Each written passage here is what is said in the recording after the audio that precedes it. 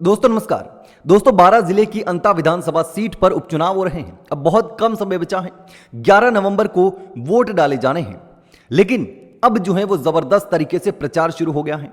ये जो भीड़ देख रहे हैं ये नरेश मीणा के कार्यक्रम की भीड़ है और रात की भीड़ है, लगभग 10-11 बजे के आसपास की।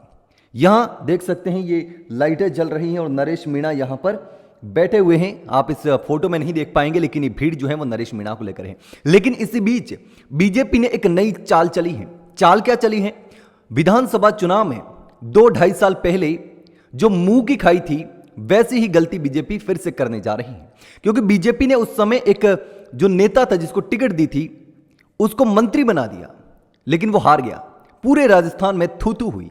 लेकिन अब जो है वो एक नई चाल चली है नरेश मीणा को हराने के लिए।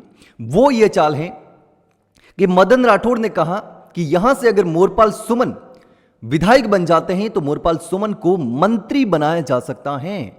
मदन राठौड़ ने साफ तौर पर कहा एक प्रेस कॉन्फ्रेंस में कि अगर यहां से मोरपाल सुमन चुनाव जीतते हैं तो मंत्रिमंडल विस्तार होने वाला है और हो सकता है कि मोरपाल सुमन का नाम उसमें आ जाए। तो ऐसे में बीजेपी की चाल तो है ही, लेकिन इसके साथ ही नरेश मीणा ने अंता के लिए अपनी जो लिस्ट थी वादों की वो जारी कर दी है।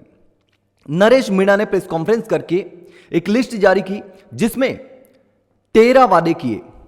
13 सूत्रीय जो उनका घोषणा पत्र था वो नरेश मीणा ने जारी किया और इसके साथ ही एक और बड़ी घोषणा कर दी मांगरोल में बड़ी ताकत दिखाने की।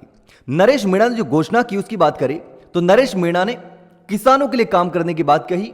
इसके साथ ही अंता में और मांगरोल में जो भ्रष्टाचार पनपा हुआ है उस भ्रष्टाचार को खत्म करने का वादा किया है कि यहां से भ्रष्टाचार और गुंडाराज को मैं खत्म कर दूंगा। इसके साथ ही किसानों के लिए काम करने की बात कही।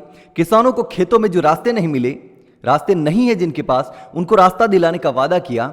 इसके साथ ही जो आंगनवाड़ी कार्यकर्ता हैं उनको 10,000 रुपए मानदेय देने का वादा किया और अंता की सब्जी मंडी को शिफ्ट करने और कृषि मंडी का विकास करने और उसको चालू करने की बात कही। इसके साथ ही 12 से मांगरोल तक सड़क निर्माण का भी वादा किया है। ये तमाम वादे हैं जो नरेश मीणा ने अंता की जनता से किए हैं और अंता की हर जाति के लिए, हर व्यक्ति के लिए, सभी लोगों के लिए काम करने का और हमेशा उपलब्ध रहने का वादा किया है।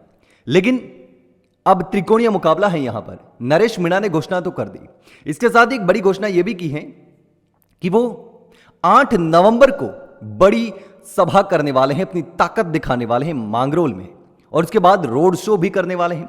तो उसमें भीड़ जबरदस्त हो सकती है क्योंकि नामांकन रैली में भी जबरदस्त तरीके से नरेश मीणा के कार्यक्रम में भीड़ देखी गई थी और अब एक बार फिर से भीड़ देखी जा सकती है मांगरोल में जो सभा होने वाली है उसमें। क्योंकि नरेश मीणा के साथ में निर्दलीय विधायक भी हैं, राजेंद्र गुड़ा भी हैं जो कि गहलोत सरकार में मंत्री रह चुके हैं। ये तमाम नेता नरेश मीणा के साथ कंधे से कंधा मिलाकर चल रहे हैं। नरेश मीणा का दावा है कि मंच से तो प्रहलाद गुंजल भी हमारे साथ है, लेकिन प्रहलाद गुंजल ने साफ तौर पर कर दिया है कि मैं कांग्रेस के साथ हूं। यह अलग बात है, लेकिन अब यहां कांग्रेस भी पूरी तरीके से ताकत लगा रखी है। यहां पर प्रमोद जैन भाया जबरदस्त तरीके से प्रचार करने में लगे हुए हैं। प्रमोद जैन भाया की पत्नी उर्मिला जैन भाया भी प्रचार में लगी हुई है। हालांकि कई वीडियो ऐसे भी सामने आए हैं जब प्रमोद जैन भाया को लोगों का, जनता का विरोध भी झेलना पड़ा है। लोग जब सवाल करने लगे तो उनके पास कोई जवाब नहीं था। तमाम आरोप लग रहे हैं कि प्रमोद जैन भाया ने बहुत ज्यादा भ्रष्टाचार किया। लेकिन अब एक तरफ बीजेपी है, एक तरफ नरेश मीणा और एक तरफ प्रमोद जैन भाया है। त्रिकोणीय मुकाबला है। यहां से कौन सीट निकालेगा ये अभी भी सस्पेंस ही बना हुआ है क्योंकि वोटों का गणित अभी तक सही से बैठ नहीं रहा जिस तरीके से नेता दावा कर रहे हैं। नरेश मीणा दावा कर रहे हैं कि बीजेपी के वोटर्स भी मुझे वोट देंगे, कांग्रेस के वोटर्स भी मुझे वोट देंगे और बाकी लोग भी मुझे ही वोट देंगे। लेकिन अब देखना होगा कि यहां पर क्या कुछ होता है। लेकिन दोस्तों आपको क्या लगता है, जिस तरीके से बीजेपी ने चाल चली है, वादा किया है मोरपाल सुमन को मंत्री बनाने का ताकि लोगों को लालच आए, लोगों को लगे कि अगर मोरपाल सुमन मंत्री बनेंगे तो अंता का विकास हो जाएगा। ये लोगों को गोली देने का काम है। लेकिन अब आपको क्या लगता है, कमेंट सेक्शन में कमेंट करके जरूर बताना।